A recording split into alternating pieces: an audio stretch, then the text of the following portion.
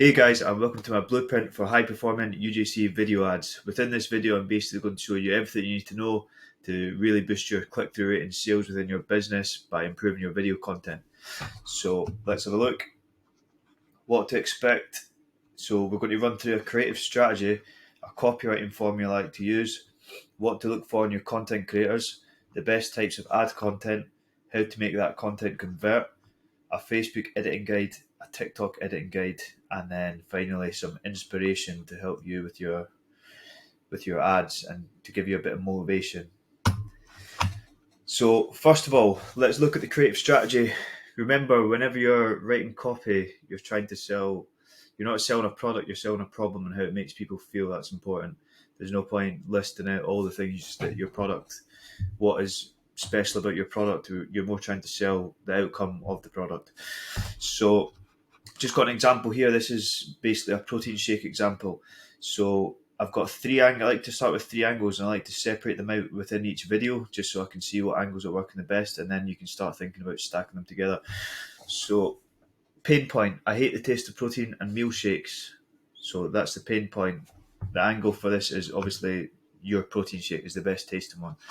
USP, Zen shakes are the best tasting shakes you'll ever try. Hook, tired of gross protein shakes, try this. Call to action, get the best tasting shake.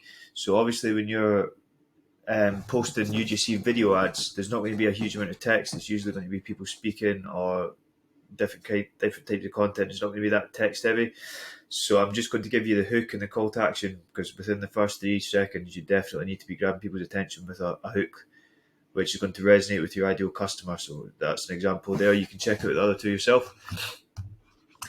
And then we've got a copywriting formula. So I use the PADS copywriting formula quite frequently. It really does depend on the client quite often, but this should work for most of you. So the problem, just go back on the previous slide quickly. If you're struggling to find out your pain points, you can always just go on like Amazon reviews for someone who has a similar product if you're a new brand. Or you can just look at your TikTok, your Facebook comments, your Instagram comments, see what people are talking about. Your sort of frequently asked questions quite often will also have that kind of information about what the main pain points are for your brand. And then, copywriting formula, PADS. So problem, agitation, discredit, solution. So the format you could use in your videos could be starting with a deep burning pain point, grab their attention, draw them in. Agitation, so how does the problem manifest? What will happen if it doesn't get solved? So again, that would be an easy one for the protein shake. How does the problem manifest? If they've got other protein shakes, they're probably less likely to consume it.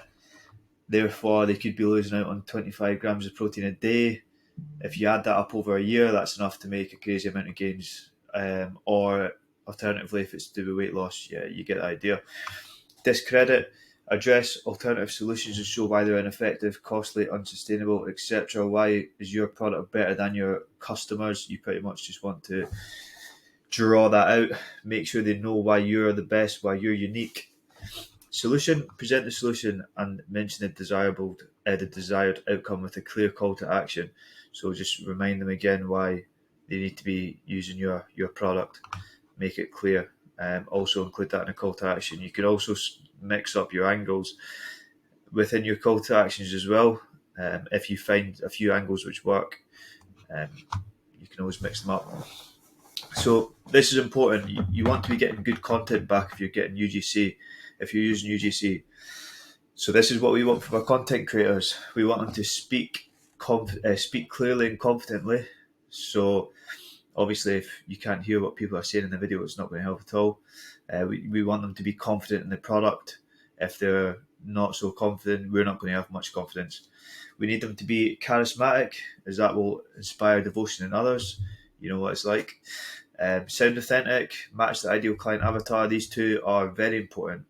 If you've got, for example, a middle-aged woman selling baby product who's not actually a mother, it's obviously not authentic, and quite often people can tell. And I have seen many sort of business models of people who are using UGC and sell on UGC, and they just have like a few females or a few males, and they're not necessarily matching ideal client avatar, and those videos don't often convert very well.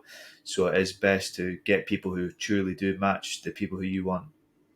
So figure out who your ideal client avatar is and try and find someone who's very, very, very similar. Obviously, if you're selling, for example, a female product and you have a male promoting it, then that would just be ridiculous. And equipment needed, literally just keep it organic. This is a UGC video, so we need just an iPhone, tripod and a ring light. So that's literally what everyone should be filming with. Just an iPhone, keeps it as organic as possible.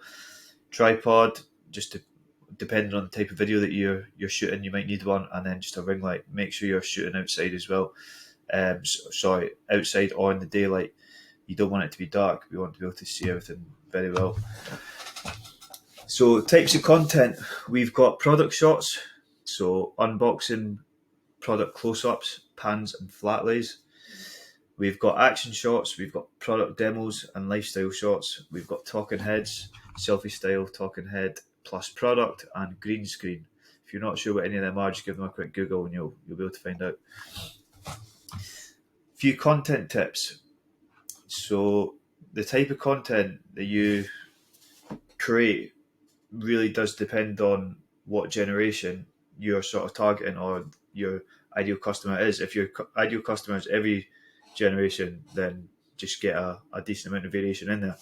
So I'm just going to move my head out of the way here. That's stuck. There we go. So 16 to 25, fast aesthetics and transitions need to be really quick. People have the shortest attention span at this age, so keep it snappy, to the point. Something has to be happening every second and a half to 2 seconds. It needs to feel native, so hop on trends and then make ads that don't look like ads. So what I mean by native is, for example, if you're using TikTok, use the TikTok text, use the TikTok formulas, etc. Hop on the trends that are currently happening. That will pull people in. Whenever you see a trend and you see it happening a few times, you're always drawn in straight away because you want to see like what's this version of the trend. So they always work really, really well. Obviously short term, and yeah, make sure it doesn't look like an ad, because as you'll probably know, as soon as you see an ad, if it's not drawing you in straight away, you're just going to quickly flick away from it. 26 to 44, so this is about information and functionality, going deep into the benefits. Is it sustainable? That sort of stuff. Not that a lot of people care about that, but quite a lot of people will in that age range. 45 to 65 plus, so slower, focused on pain points being solved, storytelling, etc. This, yeah, you definitely need it to be slower. You know what people in that age range typically can be like. They don't want things to be too fast, too much going on. Focused on pain points being solved. They're not as active buyers online, so you really need to draw them in with your product. And storytelling, you know how much people that age love a story. And then we've got the Facebook editing guide. So this is specific editing for Facebook ads. This is the stuff that you want to keep in mind. So can be on brand, or you can use your own native Facebook design system. So unlike TikTok, you can be a bit more branded. I'd say on TikTok you definitely need to be using the native system within there to keep it very organic to their system. That's just what seems to work much better on there. So unlike TikTok, a huge amount of users will scroll through with sound off, so we need to design the ads with that in mind. Use text, voiceovers, text overlay, emojis, etc. That's really important. Obviously on TikTok, people always have the sound on, so it's a bit different. But on Facebook, they quite often will have it off, so you need to always have like subtitles if someone's speaking and that sort of thing. So grids can be really effective. Using social proof of people using the product or demonstrating it while showing it off can have a great effect. So a good stack I like to do is like product demos along with product reviews or testimonials. They seem to work really well. So a little rule of thumb, something has to happen every 1.5 to 2 seconds. So whether that be transition, text, overlays, emojis, etc., need to keep people engaged so they don't click off. As you know, attention spans go slower and slower as the days go on these platforms. They're just literally packed with ads. Every third post usually is an ad. So we need to capture their attention and hold it. Creative ratios. So these are the ratios that I like to run, just so that you can pretty much cover all the placements on video, and you can see them in the box below. Then we've got a TikTok editing guide. So just a wee rule. A thumb stop on TikTok takes under 1 second. It's actually in between 0.3 to 1 seconds according to their internal data, which is even quicker than Facebook and Instagram, which is 3 seconds. So things to keep in mind for TikTok are: design the first frame. That will help catch attention and let people know what they're getting themselves into. Have a powerful hook, so you need to draw them in, as I say, in under a second ideally. So something needs to be going on within the first 1 second. It's good to let people know what is actually happening in the video as well. If you're selling a product and they don't know what the video is about within the first few seconds, then the chances are they'll probably click off. Use fast, clean transitions, if any. So just as I say, you don't want to be wasting any time with transitions, just keep it quick. Aim for around 15 seconds, definitely less than 30. 15 seems to be the sweet spot, both organically and paid. If they reach the end of the video, TikTok seems to have really good algorithm. It seems to give them a really good algorithm boost if they make it to the end of the video, both, as I say, both organically and through paid ads, so you'll get a better reach that way. So that's why I recommend 15. If you ask them to commit to 30, it's slightly less likely that they'll make it.